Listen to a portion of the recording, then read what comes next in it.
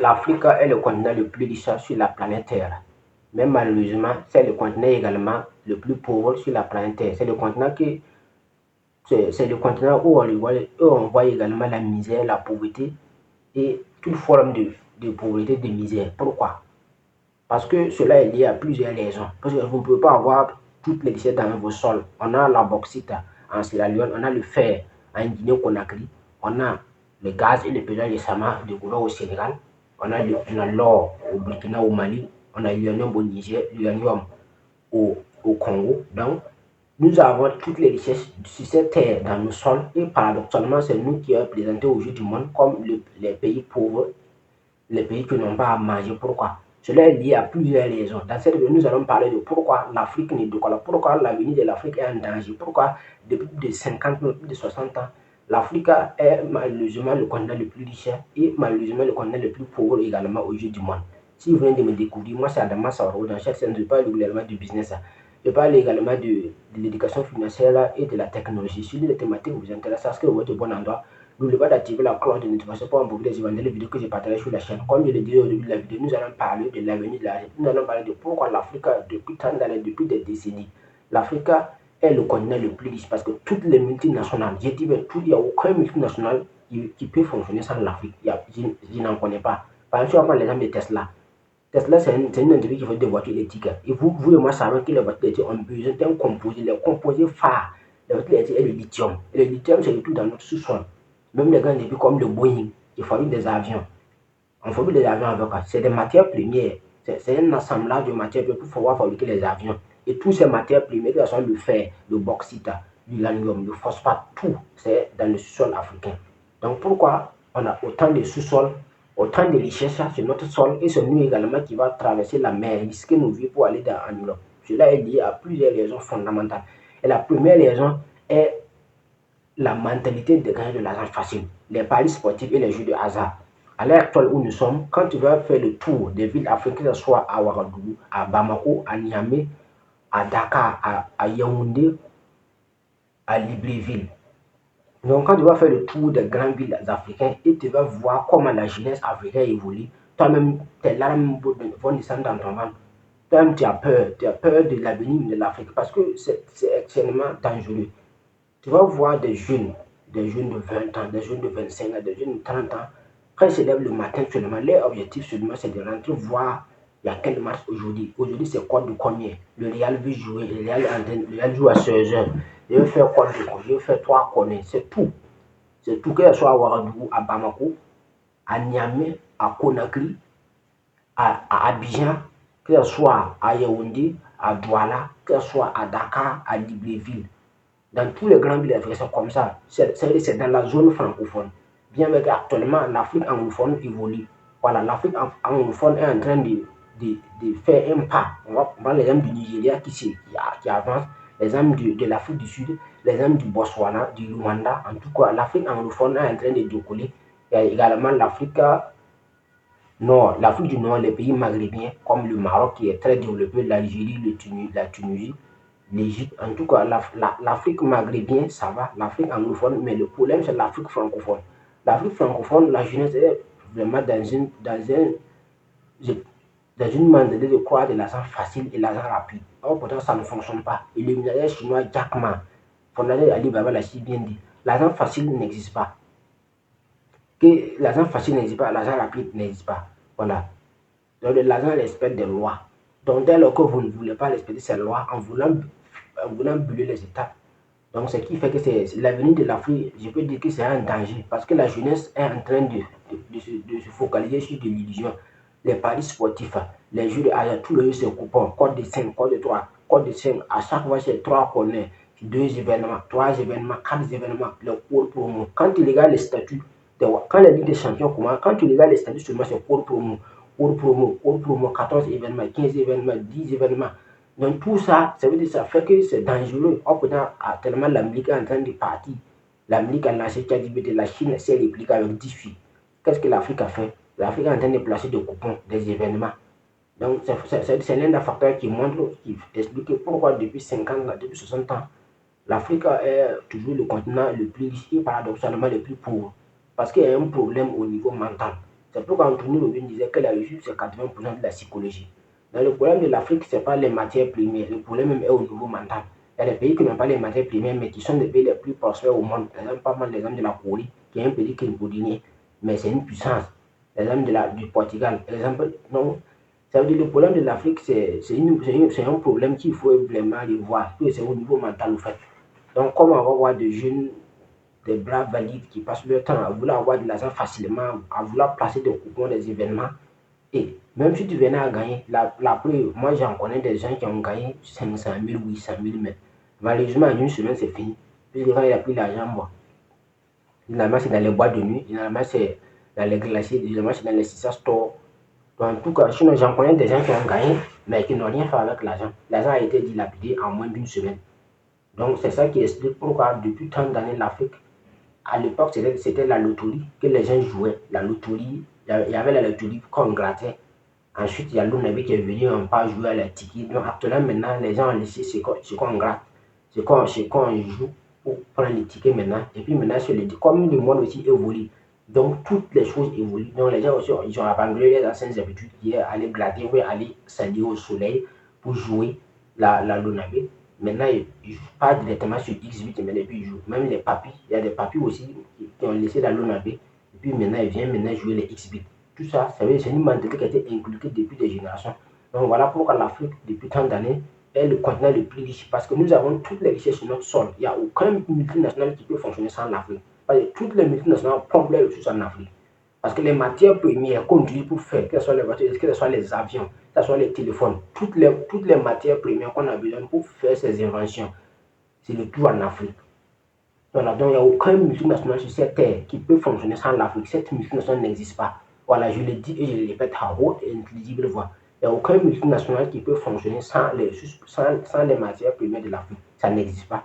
Tout, c'est à base des matières premières de l'Afrique, que ce soit le lithium, que ce soit la bauxite, que ce soit le fer, que ce soit le pétrole, que ce soit le gaz, que ce soit l'or, que ce soit l'uranium.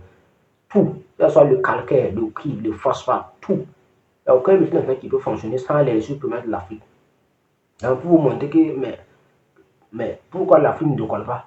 Donc, c'est un problème au niveau mental. Dès lors que la jeunesse est mal orientée, la jeunesse est mal orientée vers les paris sportifs, vers les jeux de hasard, donc vers l'argent facile, vers l'argent rapide. Donc, ça ne fonctionne pas. C'est pourquoi, bon, c'est en Afrique qu'on voit des jeunes, bon, qui veulent, voilà, même souvent quand on voit les gens aller dormir au cimetière, ou aller préparer trop de maïs ou bien trop de quoi là même au cimetière. Tout ça, c'est quoi? C'est parce qu'ils veulent de l'argent rapide et facile.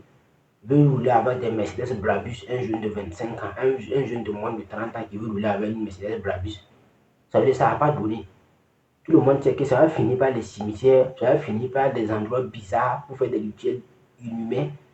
Tout ça parce que vous voulez brûler les états prophètes. Ce n'est pas comme ça que ça fonctionne.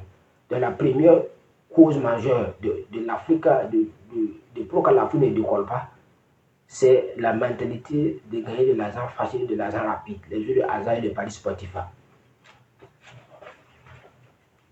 Et la deuxième cause majeure, qui fait que depuis tant d'années, depuis 50 ans, 60 ans, l'Afrique est toujours là où elle est aujourd'hui, est l'irresponsabilité des parents face à l'éducation des enfants. L'Afrique est le seul continent sur cette terre où les parents négligent l'éducation de leurs enfants, où les parents voient les objets matériels plus que leurs propres enfants. C'est en Afrique qu'on voit ça, sinon on ne voit jamais ça en Europe, ni en Asie, ni en Amérique. Personne ne va faire ça. L'Afrique est le seul continent où un père peut prendre 10 000 francs, 15 000 francs, aller boire la bière au maquis, et puis son enfant va aller à l'école avec un sac de maïs, ou avec un sac les sacs de maïs là, ou les sacs de riz, là, riz de 15 kg, ou c'est 10 kg là. Il y a des enfants qui ont ça pour partir à l'école. Or, quand tu vas voir son père, chaque soir il est au maquis. Moi j'en connais tout. Chaque soir il est à la buvette. C'est la bière, c'est la viande. Donc, et puis il est incapable même d'acheter même des sacs même, ou bien des objets de qualité même pour ses enfants. Voilà la preuve. Et que, donc, ça veut dire que c'est vraiment dangereux au fait. Donc l'éducation, comme l'a dit Nelson Mandela, est l'arme la plus importante avec laquelle on peut changer le monde. Mais malheureusement en Afrique, les gens ne connaissent pas la valeur, les gens ne connaissent pas l'importance de l'éducation. Et du coup, les gens délaissent leurs enfants à la rue et passent maintenant, ils s'en foutent. La preuve, tu peux voir un enfant en Afrique, un enfant même de 7 ans, 8 ans, en train tourner dans la rue, tu ne sais même pas qui est son père, qui est sa mère. Mais je n'ai jamais vu une moto neuve sur la route comme ça, et puis la moto n'appartient pas à personne. La preuve, si tu vois une moto déposée sur la route, va aller toucher la moto. Une minute, tu vas savoir que c'est quelqu'un qui a déposé la moto. Alors pourtant, il y a des enfants qui ont été abandonnés, même on ne sait même pas qui est son père, qui est sa mère. Mais il n'y a pas de moto abandonnée, pas des voitures abandonnées, pas de téléphone abandonné. Pourquoi? Parce que nous avons perdu un repère. Nous voyons même les objets matériels plus que notre propre enfants, plus que nos propres enfants. Donc ça, c'est un problème au niveau mental. Mais ce qui fait que l'Afrique ne décolle pas. Parce qu'au niveau de l'éducation, les enfants, la preuve, en Afrique ici, généralement, ce qui se passe, le papa travaille, la maman travaille. Personne, chacun n'a le temps pour ses enfants. Voilà, le maman, quand il se lève le matin, il part au travail. Le papa aussi, lui aussi, part au travail. Donc tout le monde part au travail. Et les enfants maintenant sont délaissés maintenant. Et maintenant, les enfants profitent maintenant pour faire du n'importe quoi. Puisque les parents ne sont pas là. Il n'y a personne qui va les guider. Bon, ceux qui ont des bonnes à la maison, voilà, souvent aussi ça va. Mais comme ils ont des bonnes, très peu de personnes ont des bonnes à la maison pour guider les enfants. Généralement, les enfants sont laissés à la rue. Comme ça, ils sortent à l'école, ils viennent à la maison. S'il y a la télé, ils vont regarder toutes les chaînes possibles qu'ils vont regarder. Et puis souvent même, ils vont faire des choses même encore plus bizarres. Bon, parce que papa n'a pas le temps, maman n'a pas le temps. Donc, chacun se contente sur son boulot. Parce que bon, il faut avoir le pain quotidien. Et voilà, l'avenir de l'Afrique est en danger comme ça. Parce que les parents même voient leur boulot plus que leurs enfants. Les parents voient leur travail, voient leurs biens matériels, leurs voitures, leurs motos, plus que leurs enfants. C'est ce que nous vivons en Afrique. C'est pourquoi depuis 50 ans, 60 ans, on est toujours le continent le plus riche, mais paradoxalement le plus pauvre. Le capitaine Traoré, camarade président du MPCR du Faso, l'a si bien dit en Russie, que nous avons tous les lycées sur notre sol. Mais malheureusement, on est présenté au jour du monde comme les plus pauvres. C'est pas normal. Mais malheureusement, qui la faute? Le développement d'un pays commence par le développement de la main. Le développement d'un pays commence par le développement de la ressource humaine. Dès lors que la ressource humaine n'est pas suffisamment travaillée, n'est pas suffisamment solide, ça va être très difficile de développer un pays. Donc le développement de l'Afrique dépend du développement de la ressource humaine. Il faut que les chefs d'État, tout le monde prenne conscience de l'importance de l'éducation. Il faut avoir des lois pour obliger les parents à miser sur l'éducation de leurs enfants. C'est ce qui se passe au Japon. Au Japon, tu ne peux pas mettre un enfant comme ça et puis mettre ça devant lui qui n'est pas malade. Là-bas, le gouvernement japonais a mis des lois. Et dès lors que tu as un enfant, il y a des lois qui imposent aux parents d'être avec l'enfant. Voilà, ça se passe au Japon. Donc c'est parce que le gouvernement même a pris l'importance de l'auto et de l'éducation des enfants. Parce que le gouvernement sait que l'avenir du pays dépend des enfants. Donc dès lors qu'on ne mise pas sur l'avenir des enfants, l'avenir du pays est en danger sur le long terme. Donc le gouvernement japonais ayant compris ça, c'est pourquoi il a voté des lois pour obliger les parents à rester avec les enfants. Il y a un certain nombre d'heures que le gouvernement a choisi pour que chaque père reste avec son enfant. Et dès lors que tu tires même une heure de ces heures, le gouvernement va t'arrêter parce que tu es en train de mettre l'avenir de l'enfant en danger et par conséquent l'avenir de la nation entière en danger. Donc, tu es un criminel au fait. Donc, le gouvernement va t'arrêter et dès lors que ça se répète, on peut t'emprisonner à cause de ça. Mais en Afrique, on s'en fout. Il y a des enfants qui baladent dans la rue, personne même, on s'en fout. Donc, tout ça parce qu'on ne connaît pas l'importance de l'éducation. Donc, le deuxième facteur qui montre pourquoi l'Afrique, depuis tant d'années, est toujours là où elle est aujourd'hui, c'est que les gens négligent l'importance de l'éducation. L'éducation est l'arme la plus importante avec laquelle on peut changer le monde, a affirmé Nelson Mandela. Donc, sans éducation, un peuple est voué à disparaître. Donc voilà la deuxième cause majeure qui fait que depuis 50 ans, l'Afrique ne décolle pas. Et la troisième cause majeure qui explique pourquoi l'Afrique, depuis tant d'années, depuis 50 ans, depuis 60 ans, l'Afrique est là où elle est aujourd'hui, est l'investissement massif dans notre propre aboutissement spirituel. Qu'est-ce que c'est que j'appelle l'investissement massif dans notre propre aboutissement spirituel? L'Afrique est le seul continent que tu vas voir des maquis qui sont plus beaux que des centres hospitaliers. L'Afrique est le seul continent que tu vas voir des boîtes de nuit qui sont plus beaux, plus respectés que des universités. L'Afrique est le seul continent que tu vas voir des maquis, des boîtes de nuit, des salons de passe qui sont plus beaux, plus respectés, qui ont des climatiseurs, plus que les écoles primaires, les lycées. L'Afrique, c'est le seul continent. Sinon, ça n'existe pas aux États-Unis. Aux États-Unis, tu ne vas jamais avoir une école primaire délabrée, puis les enfants étudient dans des conditions médiocres. Mais l'Afrique, tu vas avoir des écoles primaires où c'est vraiment de la merde. Il n'y a même pas. Or, pourtant, on investit dans des boîtes de nuit. Il y a des boîtes de nuit qui sont climatisées, les fleurs et tout. En tout cas, si c'est notre propre aboutissement spirituel, on est capable d'investir, d'injecter des millions, voire même des milliards même pour investir dans des boîtes de nuit, des auberges. Là, après, il y a des hôtels 5 étoiles, il y a tout. Il y a tout le confort nécessaire.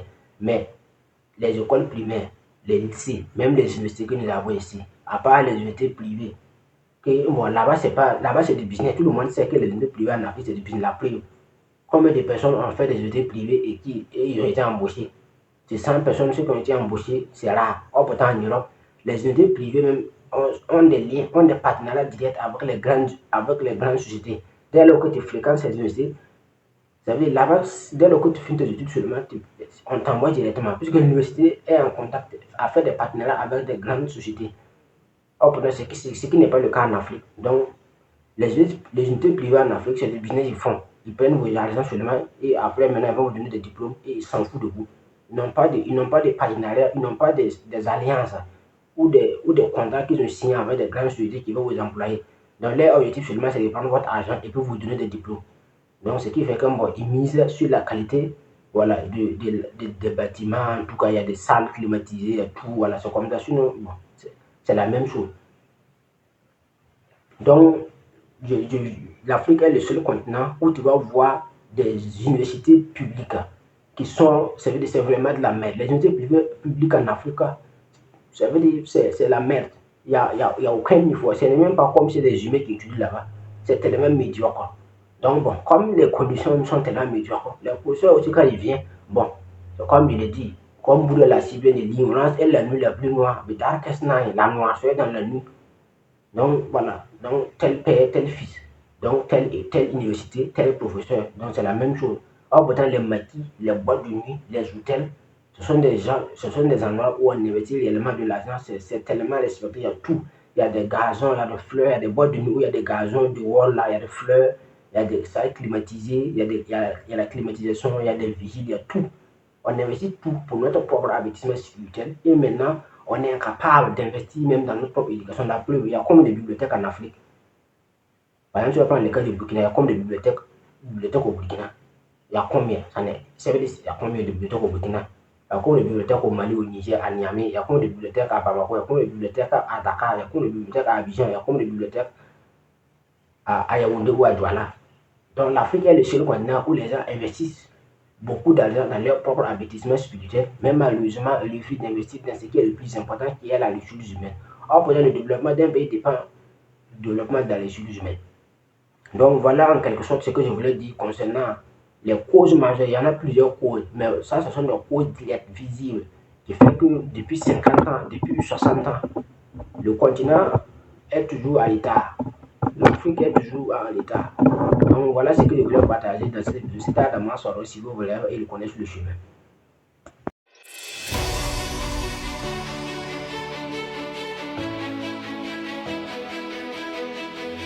Du haut niveau dans l'univers de la littérature, de l'éducation pratique, pragmatique et de la réalisation. Comme annoncé, le jamais vu et le jamais fait seront maintenant vus et faits avec les ambitieux et sages d'Afrique et du monde à travers le best-seller, la puissance de l'auto-éducation du #1 greatest coach Simon Ouedraogo. Un rappel, ce livre bat tous les records de parution de livres. Il fut dédicacé le 30 mars 2024 à Ouagadougou au Burkina Faso devant 6500 cerveaux et a atteint plus de 25 000 exemplaires vendus en un an.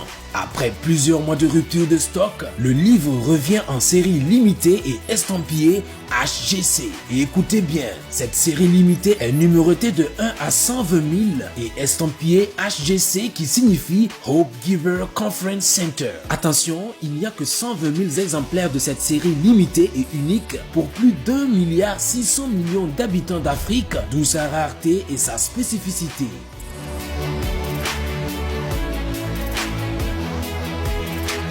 Achetez maintenant ou le plus tôt que possible votre série limitée, la puissance de l'auto-éducation, et devenez membre du plus grand, plus important et nécessaire centre de conférences intégré du continent. En avantage, votre nom, prénom et numéro du livre sont inscrits dans le plus grand livre du centre de conférence HGC et dans le générique du film documentaire retraçant la réalisation étape par étape du centre.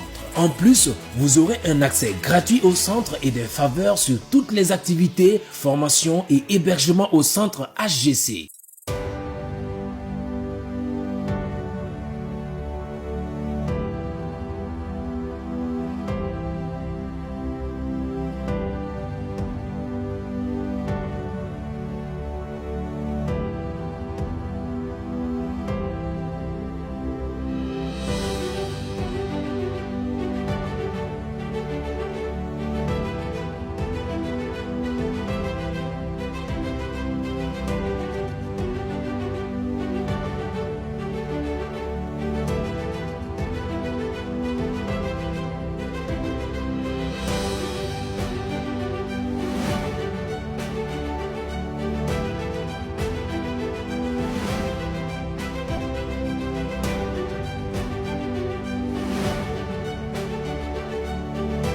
Notez bien, date de début des travaux de construction, avril 2026, date de vente et distribution de la série limitée du 21 janvier 2026 au 2 janvier 2027, date prévue d'inauguration, novembre 2028, lieu Ouagadougou au Burkina Faso, à Koubri, en bordure de l'eau.